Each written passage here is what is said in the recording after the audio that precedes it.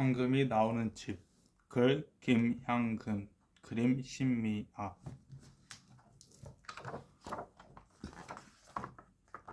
옛날 어느 마을에 이상한 집이 있었어. 마을 사람들은 그 집을 황금이 나오는 집이라고 부른대. 황금이 나오는 집이라니 참 이상한 이름이기도 하지? 그 집에 그런 이름이 붙은 데는 뭔가 특별한 사연이 있다는데 한번 들어볼래? 겨울이 다가오는 어느 날 새벽이었어. 할아버지는 땔감을 마련한 걱정에 일찍 잠을 섰겠지.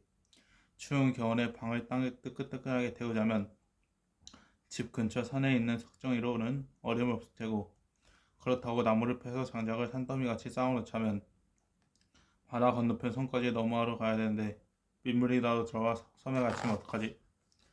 할아버지는 손가락을 꼽아 날짜를 하나하나 따지더니 갑자기 얼굴이 환해졌어. 아하, 오늘이라면 삶을 시간이 무척 길겠는걸?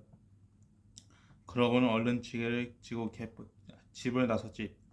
바닷바람이 쌩쌩 불고 갯벌에 발이 푹푹 빠져 걷기 힘들었지만 할아버지는 성큼성큼 섬으로 달려갔단다. 섬에 도착한 할아버지는 허리 한번 펴지 않고 쉴 새 없이 나무를 했어. 그런데 아까부터 저쪽 샘물가에서 뭔가 자꾸 반짝반짝 빛나는 거야. 처음에는 깨어진 사이그릇 조각이 햇빛을 받아 빛나는 줄 알았지. 하지만 시간이 흘러도 계속 반짝반짝 빛이 나는 거였어. 도대체 뭐가 있는 거지? 할아버지는 빛이 나는 곳을 향해 가만가만 걸어갔단다. 아니, 세상에, 샘물가에는 닭 한 마리가 있었어.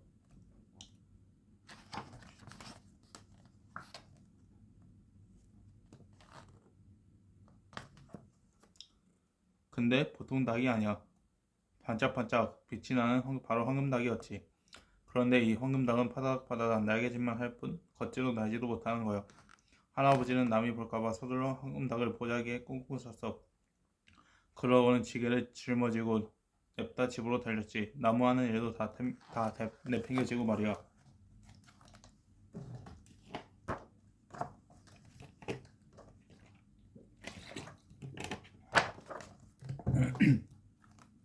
할아버지는 집에 돌아오자마자 황금닭을 헛간에 있는 객장에다 몰래 숨겨놓았어.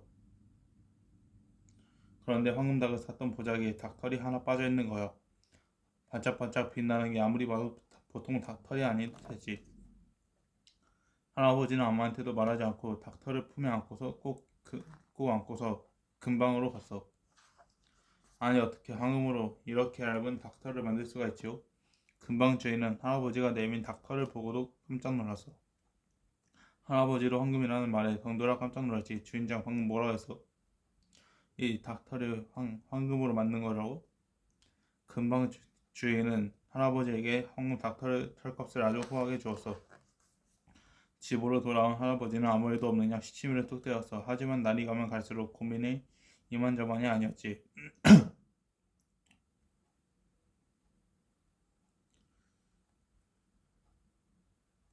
뜻밖의 굴러들어온 복을 어찌해야 좋을지 몰랐거든.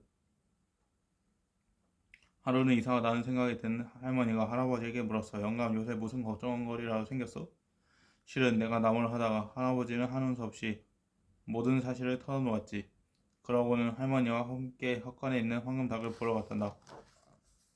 할아버지가 말한 대로 황금닭은 꼼짝도 않고 그대로 있었지. 다만 갯장 안에 황금닭털이 서너 개 떨어져 있었지.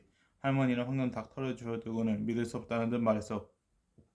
영감, 이게 정말 황금으로 된 닭털이란 말이로? 그렇다니까. 아이고 영감, 이제 우리도 지긋지긋한 가난에서 벗어날 수 있겠구나. 그때부터 할아버지는 열흘에 한 번씩만 황금 닭털을 팔았단다. 그러면서도 할아버지와 할머니는 부지런히 일을 했지. 그렇게 1년이 지났어. 이제 할아버지는 마을에서 첫째가는 부자가 되었지. 저 집에서 황금닭을 얻었대. 황금 알에 낳는 닭이라며? 황금이 자꾸 나오는 집이래. 마을 사람들은 할아버지 집에 이리쿵 저리쿵 떠들어대서 그때부터 마을 사람들은 이 집을 황금이 나오는 집이라고 불렀어. 세월이 흐르고 흘러서 하루는 먼데로 시집간 딸이 오랜만에 친정집을 오게 되었지. 딸은 친정집을 보자마자 자기 눈을 의심해서 다 쓰러져 가던 옛날 친정집은 온데간데 없고 으리으리한 대궐 같은 집이 그 자리에 떡하니 서 있으니 말이야.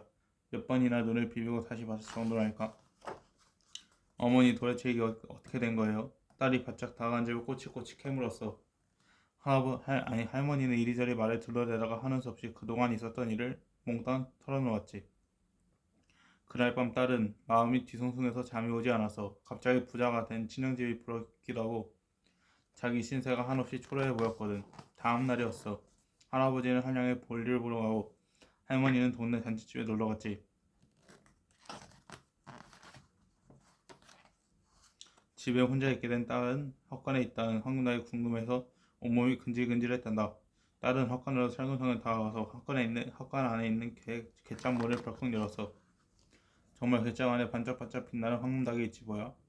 딸은 덜덜 떨리는 손으로 황금닭을 말아 움켜쥐었어. 그러고는 황금닭을 치마포에 싸서 뒤도 돌아보지 않고 도망쳤지. 딸은 달리고 또 달려서 숨이 턱까지 차오를 무렴.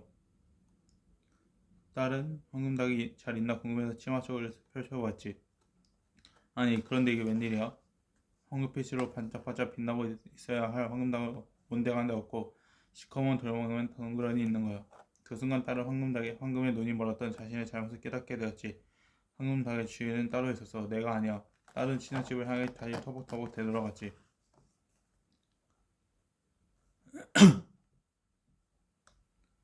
친정집에 돌아온 딸은 무릎을 꿇고 부모님께 잘못을 빌었어. 그런데 할아버지는 화를 내기보다는 뜻밖의 말을 꺼냈지. 황금닭을 보고 욕심을 낸 건 잘못이야. 하지만 금방 내어쳤으니 그걸로는 됐다. 그리고 황금닭이 시커먼 돌멩이로 변한 걸 보고 그저 놀랐지 않았단다. 마을 사람들이 우리를 보고 황금이 나오는 집이라고 부른다 그러는구나. 하지만 황금닭이 있다고 해서 게으름을 피운 적은 한 번도 없단다.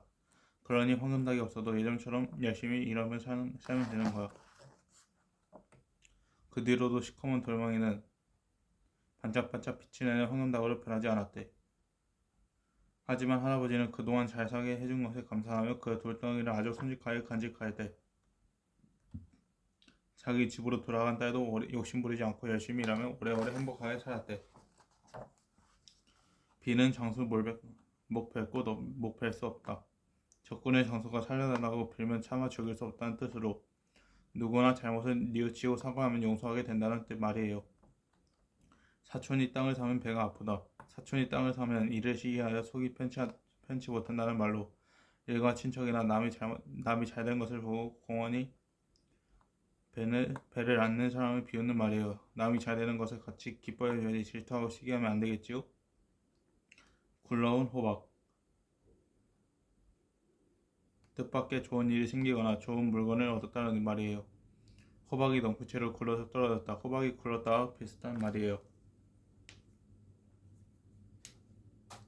참새가 방앗간을 그저 지나리. 참새가 곡식이 있는 방앗간을 그냥 지나칠 리 없듯이 욕심 많은 사람의 재물을 보고 가만히 있지 못한다는 뜻이에요. 또는 자기가 좋아하는 것을 그대로 지나치지 못할 또는 자기가 좋아하는 것을 그대로 지나치지 못할 때도 사용해요.